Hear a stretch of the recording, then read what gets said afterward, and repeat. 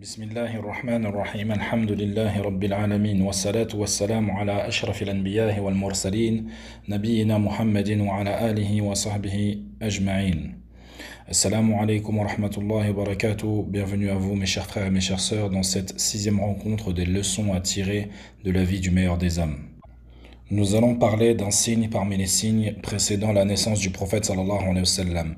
Comme nous l'avons évoqué précédemment, après la construction de la Kaaba, les gens vivaient sur le tawhid, ils vivaient sur le monothéisme pur. Ils ne connaissaient pas l'adoration des idoles, ils ne se prosternaient que pour Allah Azza wa Jal, l'unique législateur. Ils vécurent sur cela jusqu'à la mort de Ismaïl alayhi salam, qui vécut 150 ans. Puis après lui, son fils Nabet, qui a reçu l'ordre et le gouverna jusqu'à sa mort. Puis après lui, il passa entre les mains de ses oncles maternels. Puis enfin, un jour, vint la tribu de Khuza'a qui ont pris le commandement par la force et ils ont expulsé la tribu de Jurhum de la Mecque.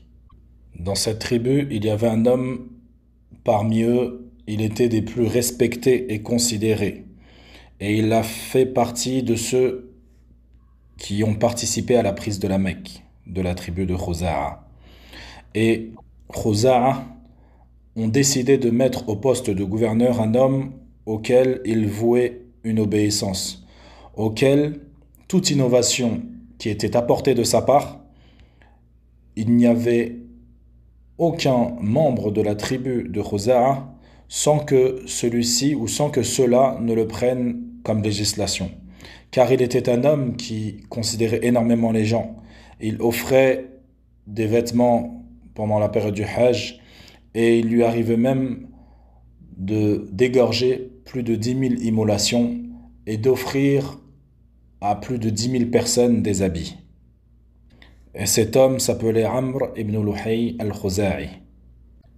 Il est la plus grande cause de l'entrée des Arabes dans le polythéisme, dans le shirk. Comment cela? Les savants nous rappellent qu'il est sorti de la Mecque un jour pour affaires vers le Shem, la Jordanie actuelle, lorsqu'il arriva dans une ville appelée Al-Balqa, qui était peuplée par un peuple nommé Al-Amaliq. Il les vit adorer des idoles, et il leur demanda « Que sont ces idoles que je vous vois adorer ?» Et ils lui répondirent que ce sont des idoles que nous adorons. Lorsque nous leur demandons la descente de pluie, il pleut. Lorsque nous leur demandons le secours, ils nous l'accordent.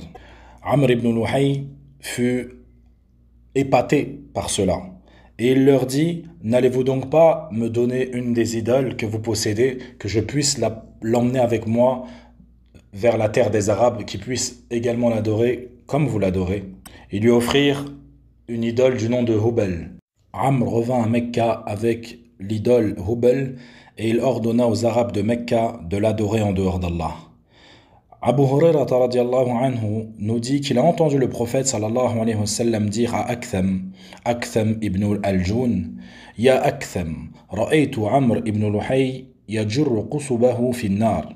فما رأيت رجلا أشبه برجل منك به ولا به منك فقال أكثم عسى أن يضرني شبهه يا رسول الله قال صلى الله عليه وسلم لا إنك مؤمن وهو كافر إنه كان أول من غير دين إبراهيم عليه السلام.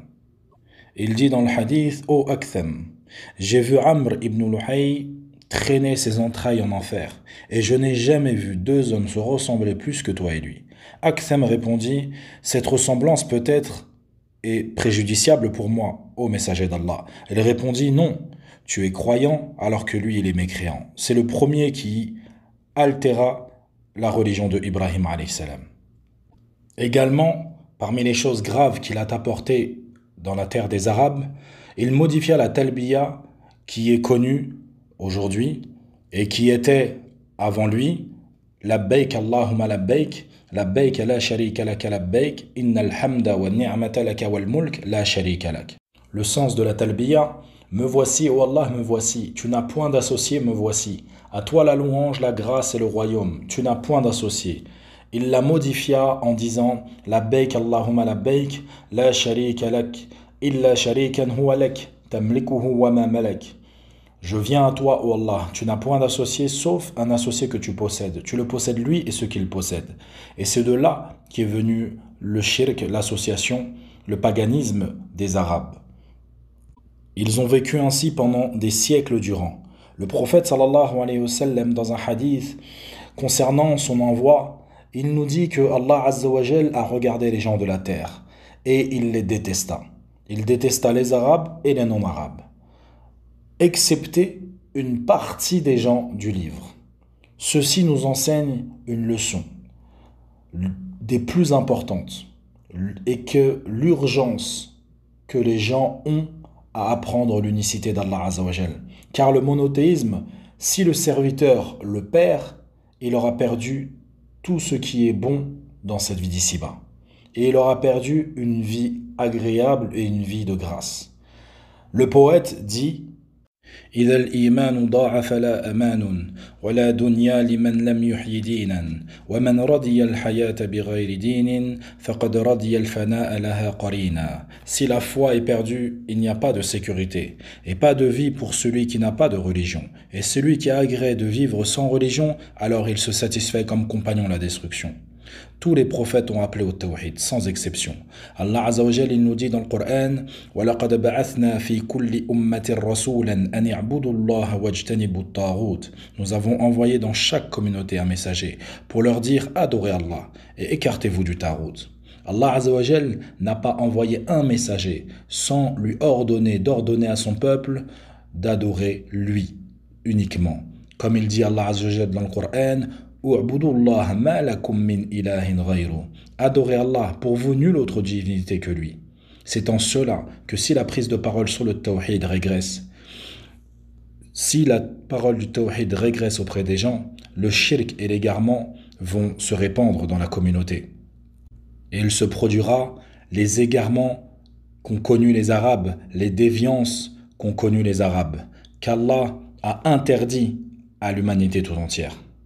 C'est pour cela que enseigner le tawhid continuellement, étudier le tawhid constamment, ceci fait partie de la voie des prophètes. Ils ne cessaient de répéter cela à leur peuple. Alayhim afdalus salat wa atammas salam.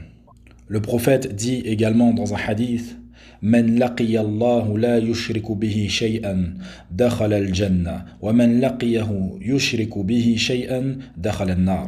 Celui qui rencontre Allah sans rien lui avoir associé entrera au paradis. Et celui qui rencontrera Allah en lui ayant associé rentrera en enfer. Prenons conscience de l'importance de ce sujet qui est le tawhid et l'association, le shirk, faite à Allah Azza wa Jal. Nous parlons de paradis ou d'enfer. Nous parlons de félicité ou de perdition. Les deux choses qui maintiennent le serviteur sur la rectitude, sur l'ordre d'Allah, c'est sa foi en Allah Azza wa Jal et au jour dernier. S'il perd ces deux choses, sa vie est complètement différente. Pourquoi nous disons cela?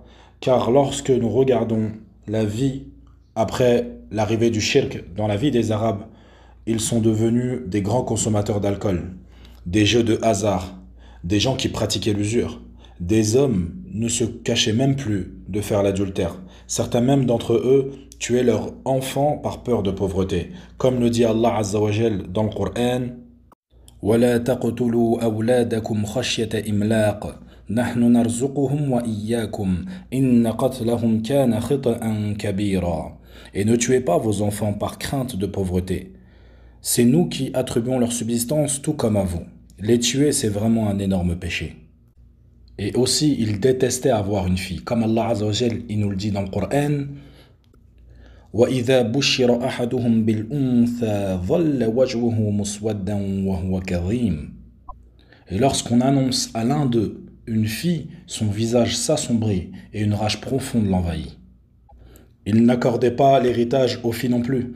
Et ils pratiquaient la polygamie sans limite. Et ils épousaient même les femmes de leur père décédés. Et cela malgré l'aversion de cette femme envers eux. Et également, ils se mariaient avec deux sœurs du même sang.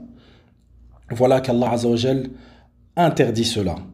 Lorsqu'il dit dans le Coran « Et n'épousez pas les femmes que vos pères ont épousées, exception faite pour le passé. C'est une turpitude, une abomination.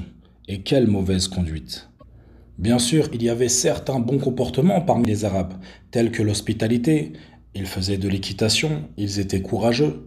C'est pour cela que le prophète sallallahu alayhi wa sallam, il dit dans le hadith Innama bu'ithtu li utammima makarim al-akhlaq.